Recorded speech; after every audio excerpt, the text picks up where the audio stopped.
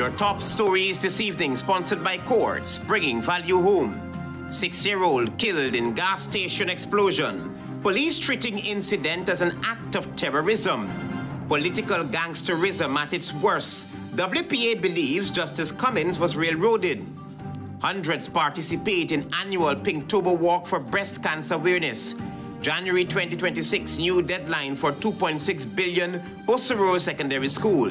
And in sport, Team Guyana secured multiple medals at the Caribbean Developmental Archery Championships in Trinidad and Tobago. HGP Nightly News begins now.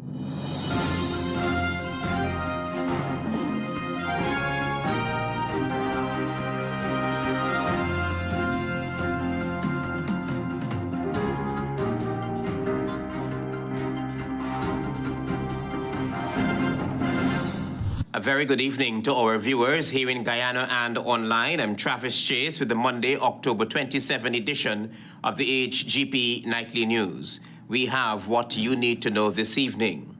We're tracking this evening and we tell you that yet another act of terrorism has been recorded in the police crime files. Police are hunting a man believed to be Spanish-speaking for Sunday night's deadly explosion at a gas station on Regent Street. Here are the details. Police investigators believe that two bulky black plastic bags placed near the mobile gas station's propane cylinders on Sunday night may have contained explosive materials. Detectives are now searching for a Spanish-speaking man seen placing those bags at the location moments before the blast. Local investigators have theorized that the explosion occurred shortly after the bags were placed near the cylinders, killing 6-year-old Soraya Bourne and injuring 4 others. At the time of the explosion, a silver Toyota Primo PTT 8275 was in the compound with 5 occupants, all of whom were injured and rushed to the Georgetown Public Hospital for emergency treatment. Little Soraya Bourne was pronounced dead on arrival, while the others remain hospitalized in stable condition. Andre McCrae, a taxi driver who was refueling at the Regent Street gas station, recalled seeing the car's driver exit the vehicle just moments before the blast. I was sitting watching to the southern side in front of me, and I see a little steam. And I said, man, this walking in steam. Then the girl come out her car and walking, going. I said, nobody don't want to trouble the car go along. I would think she almost meet in the chicken place. I just see this smoke get a little more dark, and then I hear boom. I want to catch myself when I made it up in the roof coming down back. McCrae said he immediately ran to the rescue of the victims who were trapped inside the car and then joined others in extinguishing the flames. Come out my car, I run to the car what damaged more than me, and I start take out everybody out of the car and bring them to the front, and then the gas station exposed a larger fire. I picked 2 in the extension and I run in the fire and out it. The explosion also damaged 4 other motor vehicles and caused minor structural damage to a nearby building. Investigators have since recovered fragments of black plastic bags and pieces of adhesive tape from the blast site, which have been sent for forensic analysis. It's bigger than our quake song that you think about, than the most grenade bomb you think about, the wall bomb. It's bigger than that. Because this song go till to Kitty. For the record, this marks the 3rd explosion since May 2025. On May 17, 2025, an explosive device was detonated at the back gate of the East Rheinfeld Police Outpost. On that same day, another device damaged a section of the Guyana Power and Light substation on Mandela Avenue, Georgetown. In those incidents, police had identified 2 Spanish-speaking men as suspects who were allegedly aided by a Guyanese national. No further updates have since been released on those cases. Travis Chase, HGP Nightly News. Meanwhile, the mother of little Soraya Bourne is devastated over the tragedy. Even as police say they have made significant progress in the investigation, Soraya's mother is pleading for whoever is responsible for her daughter's death to be brought to justice, and quickly. The mother of 6-year-old Soraya Bourne, who was killed Sunday night after an explosion at the mobile gas station on Regent Street, says the incident is unimaginable for her family. Samantha Roach is calling on police to ensure the person responsible is swiftly apprehended and prosecuted. Yeah, I need justice. I need some kind of justice. And with my daughter, with the Spanish man, with just get video of it. I would like the police to do a fast finding about the Spanish man and get people that get justice. The visibly distraught mother said she was at home when she received the devastating news of her daughter's death. Child deserve a death like that. Not an easy task.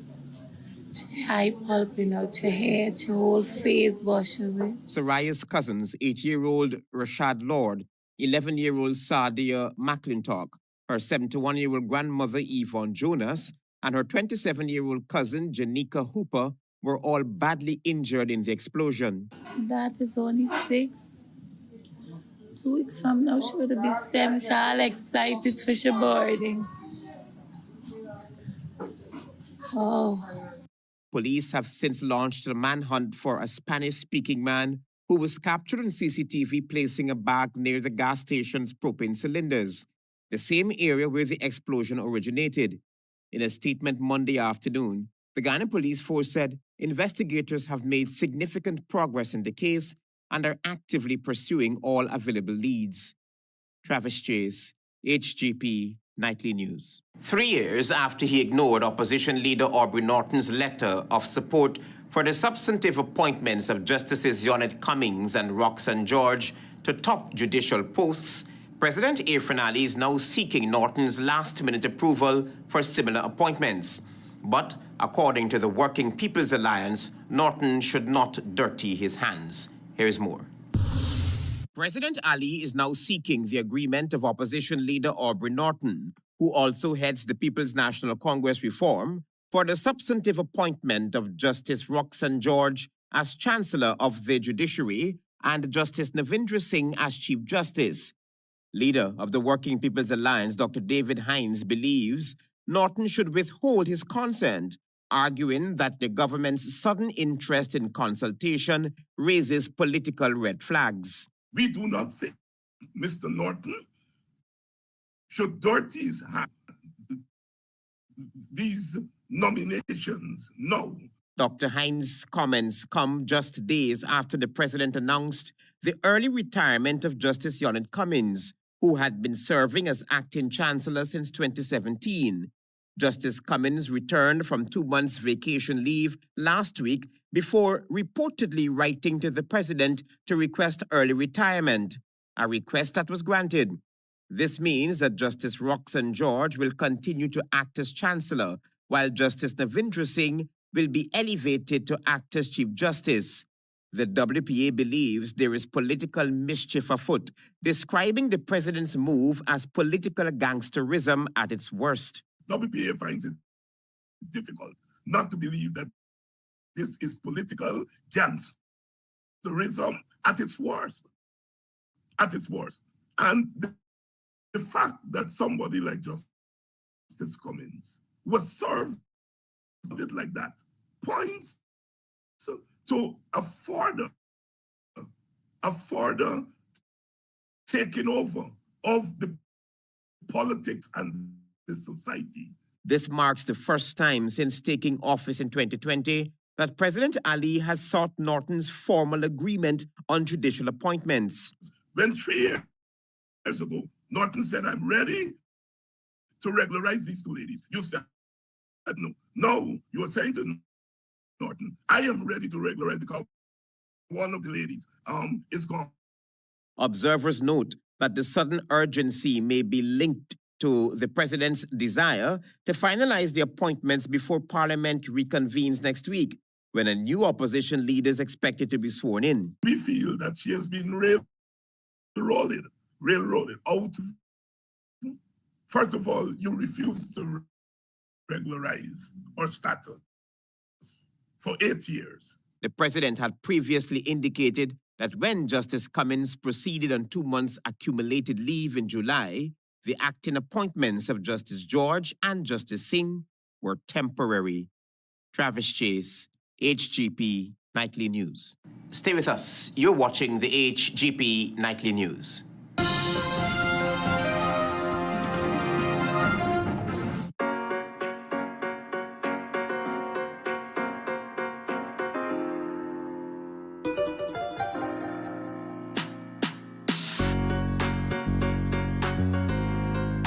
Welcome to SNL Electrical Inc., where lighting and electrical needs are met with expertise and style. From the latest in electrical lamps to durable cables, circuit breakers, panels, we have it all.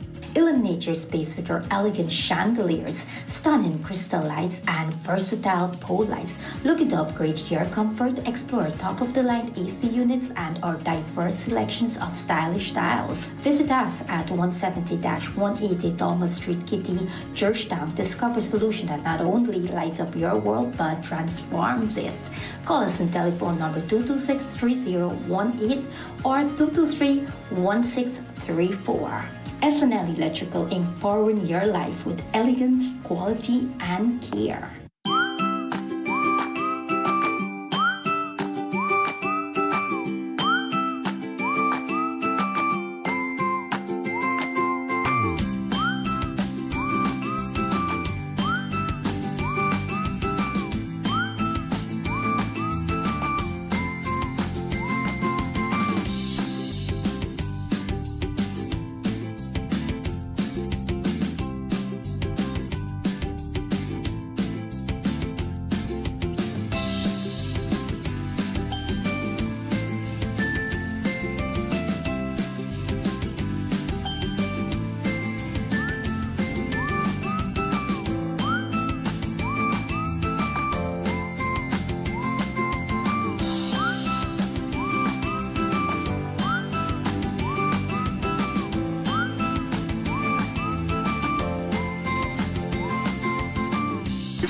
Establishment. No job is too small or too large. We specialize in all types of fabricating machinery, excavator repairs, rice field pumps, and hydraulic hoses. Visit us at Lot 113, Block CC, Manripo, East Coast, and Marara, or call 220-9624, 629-4021, or 619-7880. At Krishna Rolf Establishment, no job is too small or too large.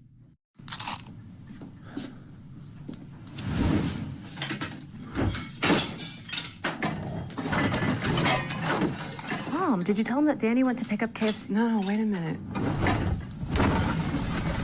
Are we really not going to tell him we already have KFC? A tasty dinner shouldn't be that complicated. Crunch the routine and order a delicious KFC bucket for the best price. KFC, it's finger-licking good.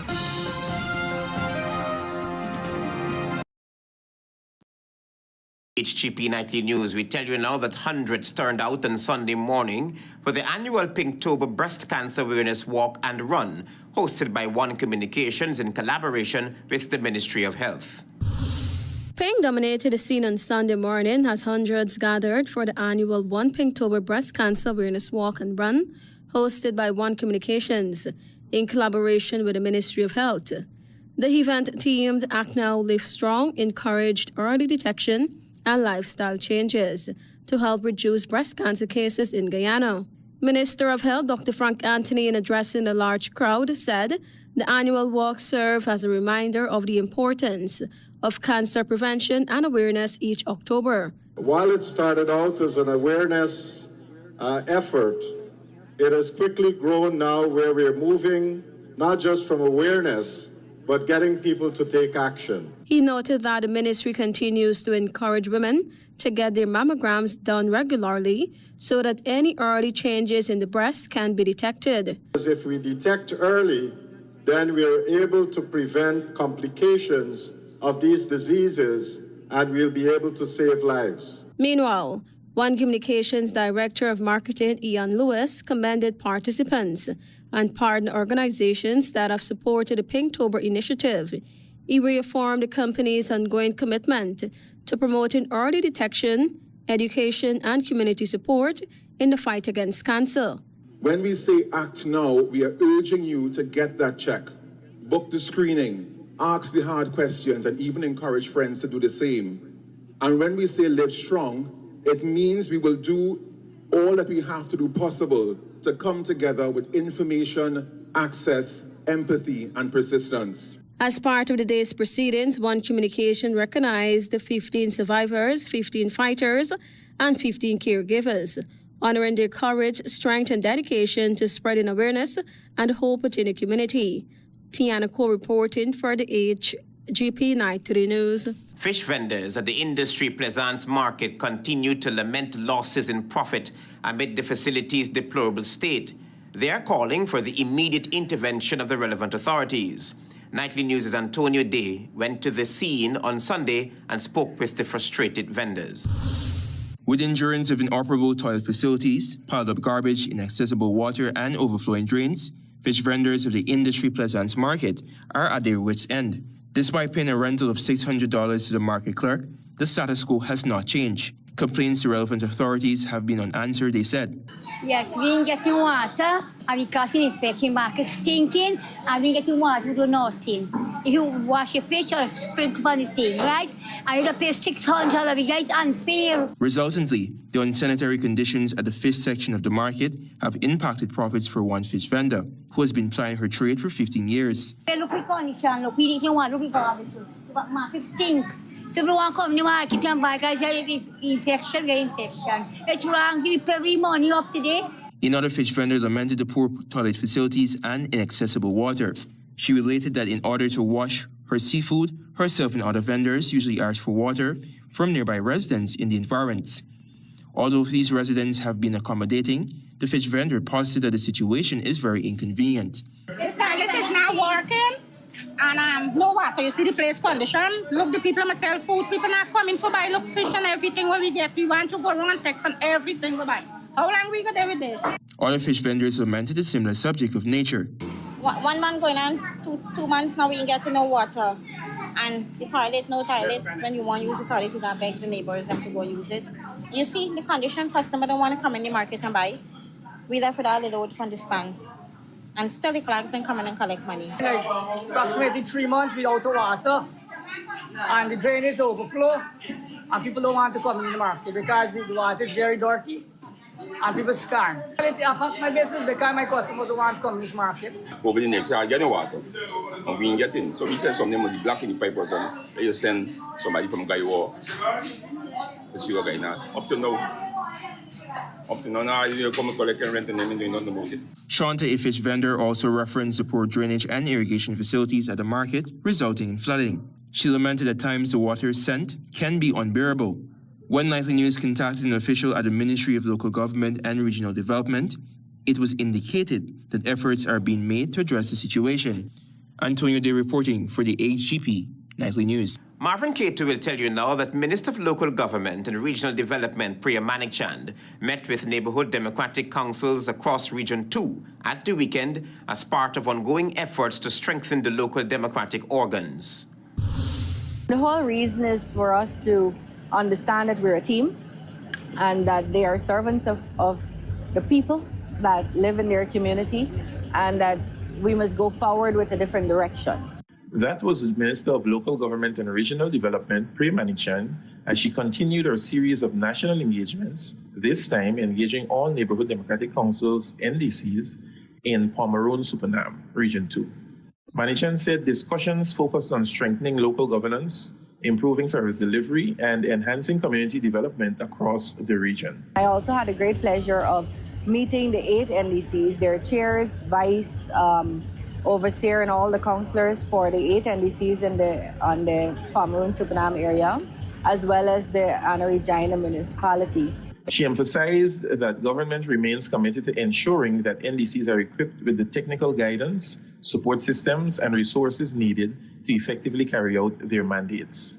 Service-oriented, efficient, responsive, paying particular attention to people's needs and being responsive to those. Minister Manikchand highlighted the need for ongoing communication and problem-solving partnerships between the ministry and the NDCs to ensure development at the community level is timely and impactful. Just a different direction. I'm told that these meetings have never been had in terms of having everybody in the same space, hearing that some of the challenges are very common amongst each other, and some of the triumphs are also common. Among issues addressed were waste management, healthcare, education, agriculture, drainage and irrigation, community road network, sea defense, administrative capacity, and improving response time in addressing concerns of residents. According to the minister, the meeting formed part of the broader program to engage all regional democratic councils, RDCs, 70 neighborhood democratic councils, NDCs, and municipalities nationwide in the coming weeks. The initiative aims to identify challenges firsthand, enhance collaboration, and reinforce a people-centered approach to local governance. Marvin Kito reporting for HGP Nightly News. Thank you, Marvin, for your reporting. Stay with us. You're watching the HGP Nightly News. Planning a cleanup? We can help. Sevon's Waste Management skip bins can be provided for home renovation projects, yard cleanup, or construction project. It's simple. Step 1, give us a call. Step 2, we put down the bin. Step 3, load it up with all of your junk.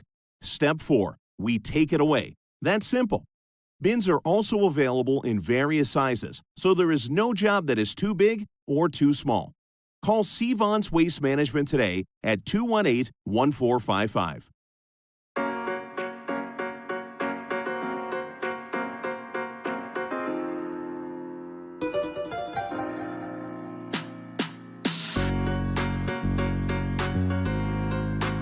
Guyana's oil and gas sector is ensuring safety standards remain top priority. Modern technologies such as thermal imaging systems, real-time monitoring, and reporting of environmental discharges of FPSOs has been implemented to reduce risks. Hands-on training in health and safety is intensifying, strengthening environmental sustainability both onshore and offshore. Since oil production started offshore, long-term investments have opened doors for Guyanese, shaping the industry and local economy for generations to come.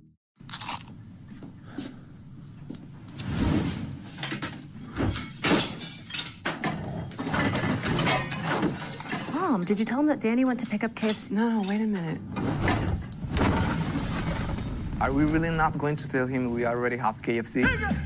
A tasty dinner shouldn't be that complicated. Crunch the routine and order a delicious KFC bucket for the best price. KFC, it's finger-licking good.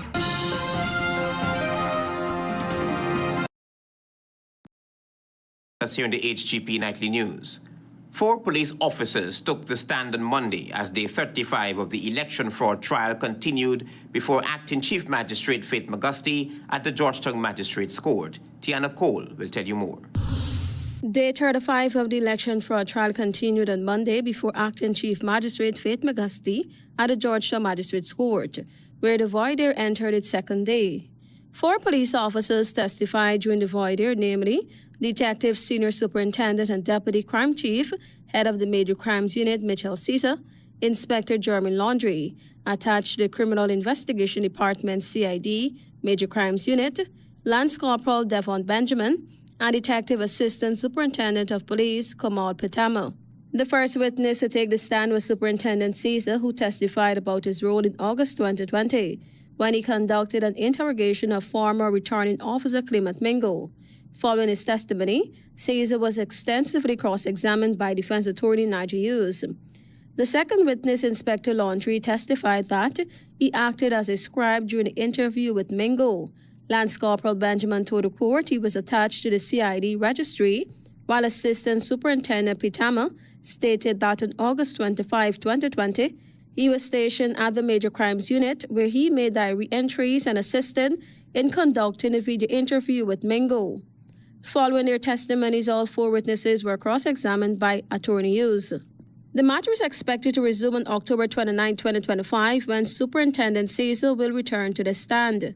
The charges stem from investigations into the March 2020 general and regional elections, during which multiple former officials of the Ghana Elections Commission (GCOM) and others were accused of attempting to manipulate the election results. In total, the accused faced 19 conspiracy charges related to alleged electoral fraud. The prosecution has indicated plans to call approximately 73 witnesses. Tiana reporting for the HGP Nightly News. Jada June will tell you now that almost 15 months after the contract was signed for the construction of the new Hosororo Secondary School in Region 1, works are moving apace. The Minister of Education conducted a site visit recently. Construction of the 2.6 billion Hosororo Secondary School is progressing steadily, and Subject Minister Sonia Parag over the weekend visited the site to ensure the project is completed within the new deadline. We are ensuring that the project will meet the deadline of the 24th of January 2026, because right now we want to be able to transition our students into this comfortable space in which they can have that learning environment. The project is expected to accommodate approximately 800 students and includes 5 major buildings, among them classrooms, laboratories, and a dormitory facility. We have about 5 buildings that are being built for the teaching, that's for the classrooms and the lab. Minister Parag, accompanied by the Chair and Vice Chair of the Community Development Council, the Regional Executive Officer, the Regional Education Officer, and other education officials, together they walked through the sections of the site, identifying solutions to keep construction moving efficiently. The minister also inspected the teachers' quarters, 15 of which are under construction and expected to be completed by the end of November. We are looking at ensuring that all stakeholders are engaged to make that happen. So the contractors have given their commitment to completing the project on time, which is the 24th of January 2026. The IT laboratory has already been structurally completed, and installations of the necessary equipment will soon follow. Work is also progressing on the school's water system, with a well being drilled nearby with a temporary reservoir supplying water. Electrical and plumbing installations are also ongoing. Currently, students are spread across temporary facilities, including nearby primary schools and classrooms in surrounding villages. The contract for the Hosororo Secondary was signed in 2023 and was expected to be completed in 8 months. However, in May 2025, after being accused of abandoning the project, then Minister of Education Prem Manichan had indicated that the contractor's contract was terminated due to non-performance and failure to meet the contractual obligations. A new contractor was subsequently hired months later. Once completed, the school will accommodate over 500 students and will boost 29 classrooms, modern physics, chemistry, and biology laboratories, and a TVET center equipped with both industrial and home economics laboratories. A student dormitory for 200 students and a teacher's duplex living quarters for 20 teachers are also under construction. Jada Chu reported for HGP Nightly News. Thank you, Jada. Guyana and Colombia will foster cultural integration as both countries are set to benefit from the illustrious work of Colombian playwright and actress Marilyn Biscano Miller, who will be hosting an Ethnic Roots Festival this year. Antonio Day has more. With the aim of promoting and recognizing theater and creative arts in Guyana, the Embassy of Colombia, in collaboration with the Ministry of Culture, Youth and Sport and the University of Guyana, hosted a platform to highlight the illustrious works of Colombian playwright and actress Marilyn Biscano Miller. This will be facilitated by the hosting of an Ethnic Roots Festival, which celebrates the cultural roots and memory of the rise of women of San Angeles. Ambassador of Colombia to Guyana and CARICOM, Rayburn Livingston, in his delivery, highlighted the importance of Guyana and the Spanish-speaking country collaborating on such an initiative. Together, we are laying the foundations that will inspire collaboration, creativity, and inclusion between our two countries for the years to come. I invite you to open your hearts and minds to dialogue, cooperation, and beauty of our shared heritage.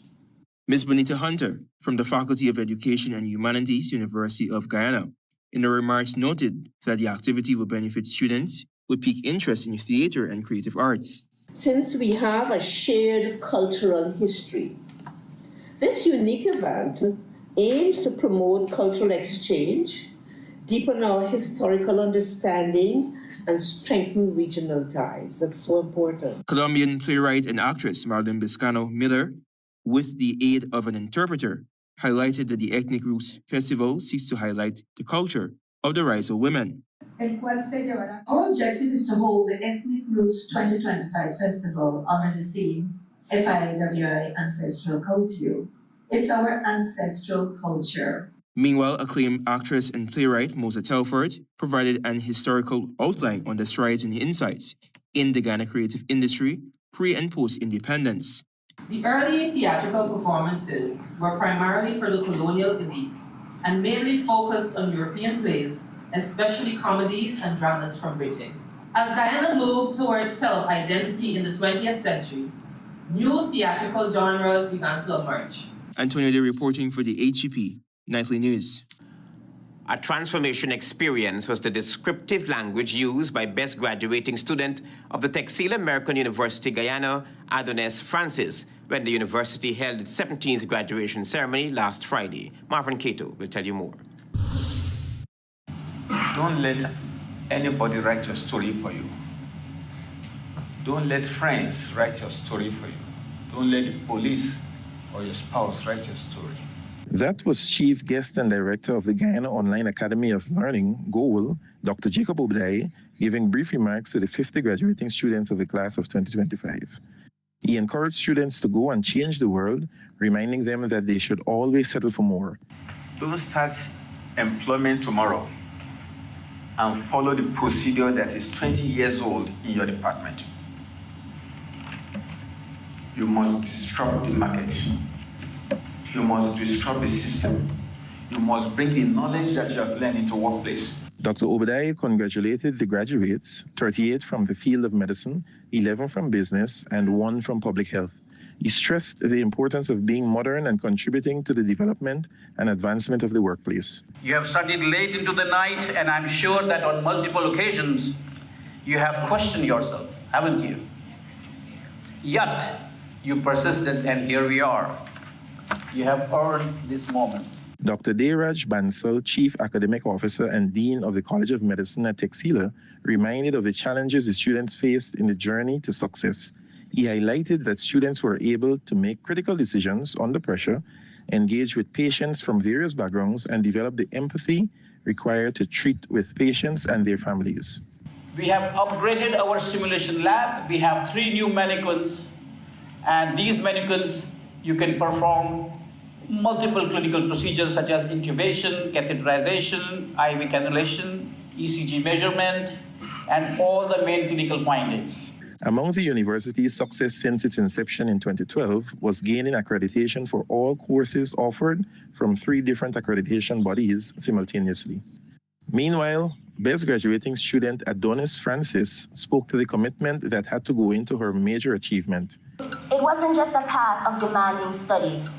It was a deeply transformative experience. There were moments of challenge, countless late nights, and the relentless pressure of absorbing the vastness of human anatomy and disease. The Chancellor's Award and Best Graduating Student was Olayemi Iwaloye. Marvin Cato reporting for HGP Nightly News. Stay tuned for your regional news. Live the island dream. It's your chance to be one of over 100 winners in the Island Dream promotion. Win your share of more than $1 million in cash and prizes, plus 2 all-inclusive weekend staycations for 2. And that's not all. Score coolers packed with Buster, Turbo, Altitude, and Viva. Just buy any can or bottle of Turbo, Buster, Altitude, or Viva. Find the code starting with BB, then visit at Buster Guyana or Turbo_Caribbean on IG or Facebook for details. The Island Dream, get money. Live the island dream. Life is full of beautiful moments, but did you know that everyday activities can expose you and your loved ones to harmful worms? From playing in the dirt to cuddling with pets, even eating unwashed fruits and vegetables. These common activities can cause worm infestation. Intestinal worm infections can cause nausea, fatigue, bloating, or even stomach pains. Dr. Sentinel has the remedy for you. Use worm medicine to prevent infections and to rid your family of these pests. Check your nearest pharmacy for Levem with pack sizes suitable for families large and small. Just a single dose after a meal treats common worms. Protect your family with Levem so you can focus on what truly matters. Making memories. Distributed by Massey Distribution, Guyana Limited. So yeah, I was watching the game last night. Oh gosh, is these Philaria people again? Hello everyone. Hello. I'm with the Ministry of Health, here to distribute our annual Philaria tablets. So wait, like is every year y'all share these tablets? Why so often? That's a very good question. Philaria is spreading mosquitoes, and the worm could live inside you for many years. Taking a tablet once is not enough to stop them. That's why the program provides them every year to break the cycle of transmission. So how come people still get Bigfoot and Goody after taking this pill? Yeah. The Bigfoot and the Goody is not caused by the tablets. It's the disease itself. See, filaria, it actually damages the lymphatic system over time, which causes scrotal swelling and Bigfoot. The pills actually prevent that by stopping the worms before they cause permanent damage. Oh. So it's really about all of us. Not just one person? Exactly. By each person taking their dose, we move closer to eliminating filaria from Guyana. Alright, well, we'll take ours today. Yeah, I think that's the right thing to do. We'll take ours. Remember, everyone in your household needs to take the tablet too. That's how we protect families and our whole community. We are talking about filaria gonna get knocked out. TKO.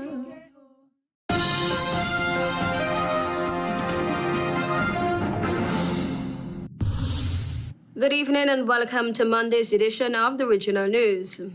Hurricane Melissa has developed into a Category 5 hurricane with maximum sustained winds up to 140 miles per hour (mph) and is expected to strengthen as it heads towards Jamaica, the U.S. National Hurricane Center (NHC) said. Melissa is about 110 miles south of Kingston and expected to make landfall in Jamaica Monday night or Tuesday morning and hit southeastern Cuba late Tuesday, the NHC said, with a catastrophic flood, landslide, and storm surges expected in the region. During a press conference in Kingston on Sunday, authorities said both international airports were closed and 881 shelters have been activated around the country.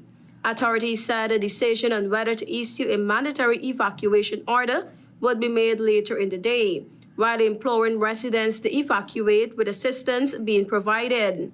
Some residents, however, choose to stay put, and authorities said some have refused to board evacuation buses. The NHC said Melissa is expected to bring 15 to 30 inches of rain to Jamaica and southern Hispaniola, with a local maximum of up to 40 inches. Eastern Cuba is expected to receive 10 to 15 inches, with local amounts up to 20 inches.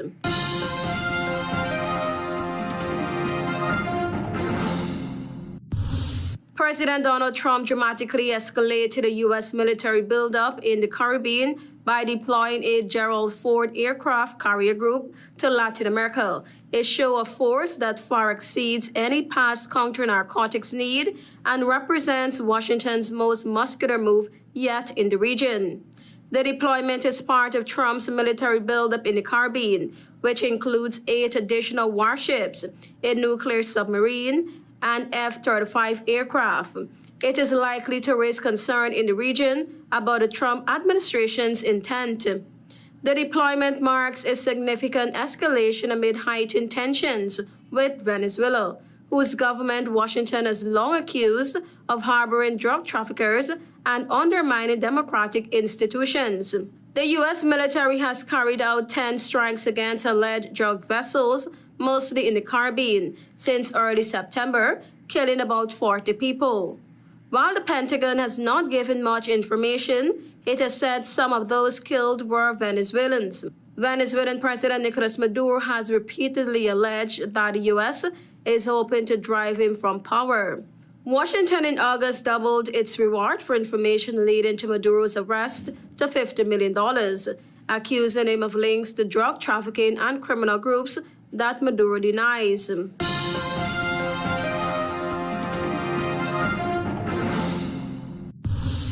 Word is due next week on whether or not Grenada's government would allow temporary U.S. radar equipment on the island, and 112 organizations of Caribbean women have called on CARICOM Chairman Andrew Holness and regional leaders to support Grenada's possible refusal of that request. The move came from the regional network of Caribbean women and Caribbean women's NGOs, which includes 13 groups from and connected to Trinidad and Tobago. They copied a letter to CARICOM Secretary General Dr. Carla Barnett, Grenada's Prime Minister Dickon Mitchell, and Grenada's Senate President Decima D. Williams. After Antigua and Barbuda rejected the U.S. request to host foreign military assets, the U.S. requested the installation of radar equipment and associated technical personnel at the Maurice Bishop International Airport in Grenada. Thank you for watching. I am Tiana Cole.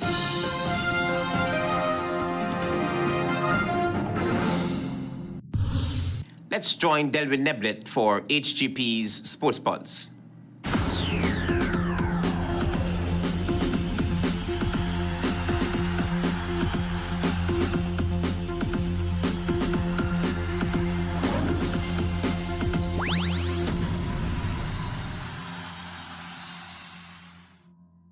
Good evening, Guyana. I am Delwyn Neblett with your HGP TV Sports Pulse for today, Monday, October 27, 2025. The Minister of Culture, Youth and Sport, the Honorable Charles Ramsden Jr., was in attendance on Saturday for the official launch of the second edition of the Republic Bank One Guyana B Division Volleyball Championship. The tournament will be held on November 1st at the National Gymnasium on Mandela Avenue and November 2nd at the Cliff Anderson Sports Hall on Homestretch Avenue. Games are scheduled to serve off at 10 a.m. daily. Meanwhile, on Saturday, the Minister within the Ministry of Culture, Youth and Sport, the Honorable Stephen Jacobs, officially opened the Carifta Training Camp 2026 organized by the Athletics Association of Guyana. The training camp is designed to assist athletes in preparation for the 2026 Carifta Games, scheduled for April 4 to 6 in Grenada.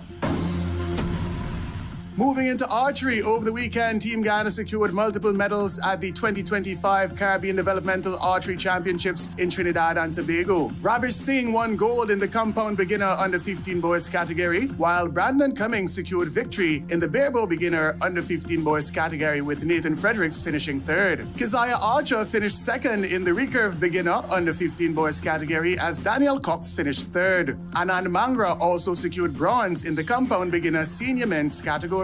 Nolan Gray prevailed in the barebow beginner senior men's category, with Trevon Waldron finishing third. On the women's side, Samaya LaCruz secured victory in the barebow beginner under 15 girls category as Suzanne Afonso triumphed in the barebow beginner senior women's category, with Esleen Gomes finishing third. In doubles, Ravish Singh and Anand Mangra secured victories in the compound beginners under 15 boys and compound beginners senior men's doubles categories respectively, while teaming up with Trinidadian partners. Keziah Archer and Daniel Cox secured gold in the recurve beginners under 15 boys category, as Brandon Cummings and Nathan Fredericks also won gold in the barebow beginners under 15 boys doubles category. Winning gold in the barebow beginners senior men's doubles category was the team of Nolan Gray and Trevon Waldron, as Suzanne Afonso and Esleen Gomes won gold in the barebow beginners senior women's doubles category.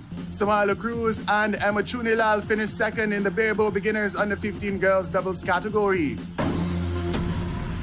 Into cycling, on Saturday, the Flying Star Cycling Club hosted a memorial race in honor of some of Guyana's past cyclists who made significant contributions to the cycling fraternity, including the late Clifford Toto Johnson, Donald Robinson, Charles Chichester, Rudolph Ducky Singh, Mark Conway, Neville Rutherford, Oswald Tate, Superintendent Dick Best, Louis London Sr., and Alonzo Greaves. The event, which began with a lap of honor around the Vicinjan Road Circuit, featured multiple events in various categories. The 50 years and over 5-lap race was won by Talim Shaw, with James Joel and Joseph finishing second. In the elite category, it was a clean sweep for Team Trinidad in the 10-lap feature, with Jadian Neve securing victory over Adam Alexander and Leon Tripty in third. The junior category 5-lap race was won by Alex Newton with Alexander Liang finishing second and Ajani Cutting third, while the 40 years and over 5-lap race was won by Robin Prasad with Sagan Hubbard in second and Kwame Keyman Ridley in third.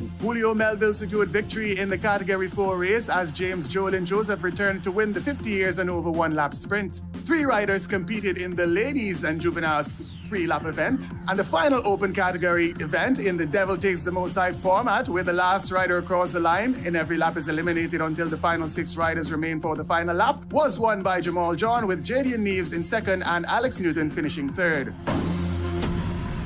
Moving into football, Season 7 of the Guyana Football Federation's Elite League came to a grand close on Saturday, with the final 2 fixtures being played at the National Training Center in Providence. The Guyana Police Force FC defeated Denham Cell in the first match as league winner Slingers FC maintained their unbeaten record against the Guyana Defence Force in match number 2 to secure an immaculate championship victory. Slingers' Daron Niles was presented with the 2025 League MVP award as the Guyana Police Force's Naron Barrow secured his second consecutive award for scoring the most goals in the Elite League season.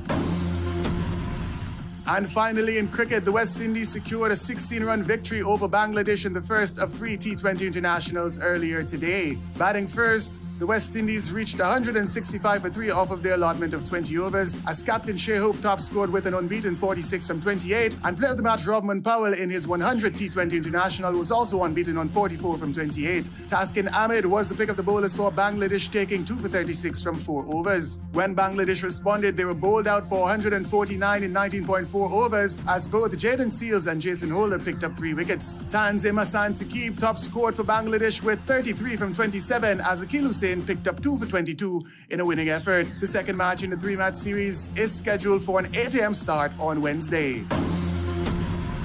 That's it for this edition of the HGP TV Sports Pulse. I'm Delwyn Neblett, reminding you to stay in the game. 6-year-old kill in gas station explosion. Police treating incident as an act of terrorism. Political gangsterism at its worst. WPA believes Justice Cummings was railroaded. Hundreds participate in Pinktober annual walk for breast cancer awareness. January 2026 new deadline for 2.6 billion Hosororo Secondary School. It missed its original September 2024 deadline. And in sport, Team Guyana secured multiple medals at the Caribbean Developmental Archery Championships in Trinidad and Tobago. Those are our major headlines. For these stories and more, please go to our website. It's www.hgp.com. I'm Travis Chase. Thanks for watching. Goodbye.